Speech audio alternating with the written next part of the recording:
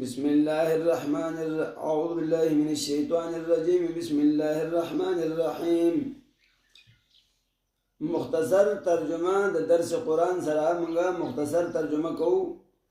څوک چې زده کول غواړي نو هغه زده کولی شي، ځکه دا ترجمه د موږ ډېر ضروري دی چې موږ سړی کوي او په معنی باندې غور او فکر ورسره کوي نو په مطلب به پوهېږي.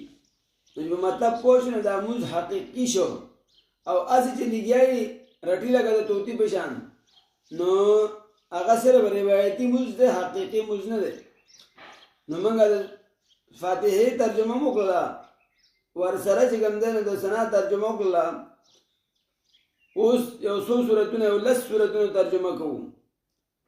والعصر ان الانسان لفی خسر، شاید د زمانہ چې بېشک انسان په تاوان کې دی. په دې صورت کې